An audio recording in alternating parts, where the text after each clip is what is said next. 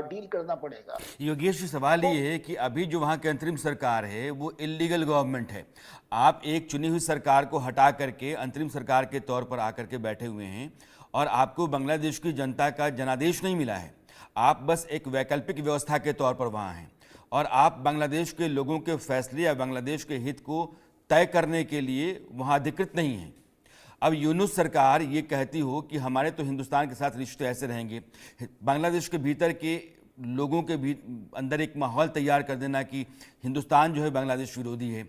बांग्लादेश जिस तरीके से बंटा, एक स्वतंत्र देश बना, हिंदुस्तान की फौज वहां गई, उसने पाकिस्तान को हराया, पाकिस्तान के 90,000 सैनिक हमारे कैद में रहे। हिंदुस्तान ने एक बड़ी भूमिका निभाई है बांग्लादेश को खड़ा करने में। अगर आप कहते हैं कि आज की तारीख में आपने जो किया था वो गलत था, पाकिस्तान तो मेरा दोस्त है, पाकिस्तान तो मेरा भाई है, और वीज़ा के जो नियम है वो आप उसमें ढिलाई बरतते हैं, पाकिस्तान के साथ रिश्ते अपने बेहतर करते हैं, ये माहौल किसी भी तरीके से यूनुस सरकार को बनाने का कोई हक नहीं है और ये मैसेज बांग्लादेश के भीतर देने का भी अधिकार नहीं है, फिर भी कर रहे हैं। ये आपने ठीक कहा। देखिए, ये बातें जो आपने कही हैं ये हमें बहुत प्रिक करती हैं, चुभती हैं बहुत। और हमारी कोशिश यही है कि फॉरेन सेक्रेटरी को इसीलिए हमने भेजा है कि उनको अपनी बात समझाएं कि भाई देखिए, आप हमारे के साथ आपने जो इस तरह का कड़ा रवैया हमारी तरफ जी। अपनाया है, हिंदूज की तरफ अपनाया है, ये गलत है। इसको जी। इससे कुछ मिलने वाला नहीं है। आखिर अगर वो हिंदूज के खिलाफ वहां पे क्लैशेस होंगे तो उससे बांग्लादेश को कोई लाभ तो नहीं होने वाला है ना। तो इसलिए हमारी कोशिश तो यही रही है कि हमारा पड़ोसी मुल्क है, हम समझाएं, बातचीत करें उनसे। और हमने ये अच्छा कदम लिया है कि फॉरेन सेक्रेटरी को वहां भेजा है, उनकी बात समझाने के लिए, उनकी बात समझने के लिए, अपनी बात समझाने के लिए। थोड़ा सा हमें और पेशेंस बरतने की जरूरत है। कुछ दिनों की बात है, एक बार राष्ट्रपति ट्रंप पावर में आ जाते हैं तो जो एक्सटर्नल सपोर्ट इस रजीम को मिल रही है उसमें थोड़ा चेंज आ जाएगा। तो उससे हमें लगता है कि स्थिति में सुधार आने की उम्मीद है। जब बांग्लादेश में शेख हसीना की सरकार हटी है, वो वहाँ से जब बाहर आई हैं और वहाँ हमले शुरू हुए हैं, हालांकि एक सरकार को हटाने के लिए जिस तरीके से लोग लामबंद होकर के चले, वो एक संप्रदाय पर कहर की तरह टूटा है। उसमें मैं देख रहा हूँ कि चीनी जो वहाँ का दूतावास है उसने हिफाजत इस्लामी और जमात इस्लामी के लोगों को दावत पर उसने बुला रखा था, उनसे बातचीत कर रहा है, और यही दोनों जो दल हैं बीएनपी समेत, ये भारत विरोधी हैं। तो क्या चीन बांग्लादेश के भीतर इस तरह की दावतों और मुलाकातों के ज़रिए एक माहौल खड़ा कर रहा है बांग्लादेश में भारत के खिलाफ? देखिए, मैं तो ये कहूंगा कि चीन से ज्यादा रोल जो है इसमें अमेरिका का है। चीन जो है, ठीक है कि चीन का एक सर्टेन रवैया है और वो थोड़ा सा भारत के यानी कि एडवर्स पे आप है। हिंदुस्तान के दर्शकों को ये कह रहे हैं कि अमेरिका में जो मौजूदा सरकार है जो बाइडेन की, जो डेमोक्रेट्स हैं, जो लेफ्ट ओरिएंटेशन के हैं, उन्होंने मोहम्मद यूनुस को शह दे रखी है, उनको समर्थन दे रखा है, उन्हीं के इशारे पर मोहम्मद यूनुस वहाँ अंतरिम सरकार के मुखिया बने हुए हैं, और बांग्लादेश में जो कुछ भी हो रहा है वो मौजूदा सरकार जो अमेरिका की है उसके इशारे पर है। ज्यादा रोल जो है ये सीआईए और आईएसआई का था। ये जो कू हुआ है बांग्लादेश में, हम्म। इसमें ये जो जमाते इस्लामी का स्टूडेंट नेटवर्क यूज किया गया, बेसिकली ये प्लानिंग अमेरिका की थी, बाइडेन एडमिनिस्ट्रेशन की, क्योंकि वो चाहते थे कि मिलिट्री बेस उनको मिले वहां पर सेंट मार्टिन आइलैंड में। और शेख हसीना वो देने को तैयार नहीं थी। हम्म। तो उन्होंने आईएसआई की मदद से ये कू कराया है। ये बात हमें ध्यान में रखनी चाहिए कि ये बेसिकली ये गेम प्लान अमेरिका का था। हम्म। और ये इस गेम प्लान के तहत जो है उसमें सीआईए और पाकिस्तान ज्यादा फोर फ्रंट पे रहे हैं, और इस रजीम को जो पॉलिटिकल और फाइनेंशियल सपोर्ट मिल रही है वो अमेरिका की। सेंट मार्टिन आइलैंड का योगेश गुप्ता जी जिक्र जी। कर रहे हैं, मैं दर्शकों को बताऊं कि ये बांग्लादेश के दक्षिण में, जैसे हिंदुस्तान के नीचे आप जाएंगे तो श्रीलंका है, वैसे ही बांग्लादेश का एक आइलैंड है, सेंट मार्टिन आइलैंड कहते हैं। अमेरिका की नज़र उस आइलैंड पर रही है। अगर उस आइलैंड पर अमेरिका का बेस हो जाता है, वो नेवल बेस खास करके उसकी फोर्स का बेस हो जाता है, तो चाइना को इस इलाके में टैकल करने के लिए एक मजबूत बेस हो जाएगा, क्योंकि आसपास में पाकिस्तान अब भरोसे का देश है नहीं, और चीन को काबू करने के लिए बहुत नज़दीक कोई बेस है तो वो सेंट मार्टिन हो सकता है बांग्लादेश।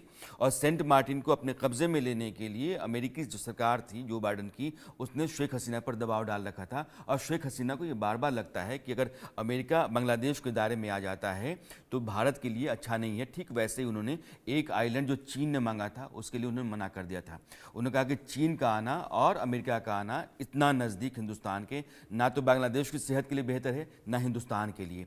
और दोनों मुल्कों को उन्होंने मना किया कि हम आपको कोई आइलैंड नहीं दे सकते हैं। इसलिए बांग्लादेश के भीतर चीन और अमेरिका दोनों के वेस्टेड इंटरेस्ट हैं और दोनों अपना खेल खेल रहे हैं। और इस खेल का नतीजा हिंदुस्तान बांग्लादेश के बीच रिश्तों का लगातार तनते चले जाना और ख़राब होते चले जाना बहुत दूसरी वजहों के बावजूद है। अब गुप्ता साहब, एक सवाल मेरा है कि अगर ट्रंप की गवर्नमेंट आती है, एडमिनिस्ट्रेशन आता है, 20 जनवरी को वो आ जाएंगे बतौर प्रेसिडेंट, तो क्या आपको लगता है कि सेंट मार्टिन को लेकर के जो इंटरेस्ट है अमेरिका का वो बदल जाएगा? अमेरिका की जो पॉलिसी बांग्लादेश को लेकर के है, मोहम्मद यूनुस को लेकर के है, उसमें कोई परिवर्तन आ जाएगा? यह जो तनाव हिंदुस्तान और बांग्लादेश के बीच में है यह सामान्य हो जाएगा? थोड़ा बदलाव आने की तो उम्मीद है। देखिए, मैं ये तो नहीं कहता कि शायद कंप्लीटली चेंज हो जाए, लेकिन बाइडेन एडमिनिस्ट्रेशन के दौरान क्या था कि वो सोचते थे कि ये बांग्लादेश जो है रूस और भारत की तरफ ज्यादा झुका हुआ है। जी। और उनकी इच्छा ये थी कि बांग्लादेश जो है वो अमेरिका की जो इंडो पैसिफिक स्ट्रेटेजी है उसके तहत जो है उनका साथ दे। और उसका साथ देने के लिए वो चाहते थे कि ये सेंट मार्टिन बेस जो है उनको मिले। जी। तो राष्ट्रपति ट्रंप जो है उनका जो रुझान मतलब है वो, मतलब उनका जो एंटागनिज्म है वो रूस की तरफ उतना नहीं है। वो उस तरह से रूस को नहीं देखते। उनका सोचना ये है कि रूस को और चाइना को अलग अलग अलग थलग करना चाहिए, क्योंकि ये दो बड़ी शक्तियों को एक साथ जो है अमेरिका अपोज नहीं करना चाहिए अमेरिका को। तो उनका सोच जो है वो बिल्कुल अलग है बाइडेन एडमिनिस्ट्रेशन से। यानी आप ये कह रहे हैं कि रूस के साथ, रूस के राष्ट्रपति व्लादिमीर पुतिन के साथ ट्रंप के निजी रिश्ते बेहतर हैं और रूस के साथ वो सीधा पंगा नहीं लेना चाहते हैं, क्योंकि चीन को कहीं ना कहीं साइडलाइन करना चाहते हैं और चीन को दरकिनार करने के लिए रूस से वो अपने संबंध को बेहतर रखना चाहते हैं। और एक अलग तरह का पोलराइजेशन ट्रंप के आने के बाद दुनिया में दिखेगा, ये बहुत सारे डिप्लोमेट्स मानते हैं, इंटरनेशनल अफेयर्स के जितने जानकार हैं उनकी राय कमोबेश ऐसी ही रहती है कि जो बाइडेन की हुकूमत रही है वहाँ जो डेमोक्रेट्स के हैं और रिपब्लिकन लीडर जब वहाँ ट्रंप आएंगे तो दुनिया में जो समीकरण हैं वो बदलेंगे। जो ग्लोबल नॉर्थ कहा जाता है, यानी कि दुनिया के विकसित देशों का मंच, उस ग्लोबल नॉर्थ में भी बहुत सारे बदलाव होंगे। और चीन को हाशिए पर करने के लिए, दरकिनार करने के लिए अमेरिका में बहुत बड़े बड़े फैसले होंगे। भारत के लिए, इजराइल के लिए और ऐसे देशों के लिए ये बेहतर वक्त होगा ट्रंप हुकूमत के दौरान का। जी सर, मैं आपसे एक सवाल और चाहता हूँ। जी अगर बांग्लादेश के भीतर चुनाव होते हैं, क्योंकि शेख हसीना की पार्टी अवामी लीग बांग्लादेश के भीतर सक्रिय हो गई है, उसके नेता बोलने लगे हैं, शेख हसीना भी अब सोशल मीडिया के जरिए अपनी बात बांग्लादेश के लोगों तक पहुंचाने लगी हैं, चुनाव होते हैं, तो आपको इस बात की कितनी उम्मीद है कि शेख हसीना के पास आज भी बहुमत जनमत है और यह जो कट्टरपंथी पार्टियां हैं ये दरअसल उथली हुई हैं, बस छोटे से धड़े को पकड़ के चल रही हैं, माहौल खराब किए हुए हैं? हाँ, देखिए, ये तो हमें बात को जो है ना समझना पड़ेगा कि ये जो जमाते इस्लामी टाइप पार्टीज हैं इनकी कोई बहुत पॉपुलर सपोर्ट नहीं है। ना पाकिस्तान में थी इनकी सपोर्ट, ना बांग्लादेश में है। क्योंकि इस्लाम जो है, जो पाकिस्तान बांग्लादेश में था, वो भारत का जो एक हिस्सा था, लिबरल इस्लाम था। वो कट्टर इस्लाम जो है वो हमारे इस सब कॉन्टिनेंट में नहीं था। बाहर से कुछ लोगों ने लाने की कोशिश की, जैसे जियाउल हक वगैरह थे पाकिस्तान में, लेकिन जो लोग हैं वो उसको पसंद नहीं करते हैं। तो इसलिए इन पॉलिटिकल पार्टीज की सपोर्ट, जैसे जमाते इस्लामी है, इनको कभी इलेक्शन में 3-4% से ज्यादा वोट्स नहीं मिले। बिल्कुल तो ठीक कह रहे ये हैं आप। कोई बहुत पॉपुलर पार्टी नहीं है।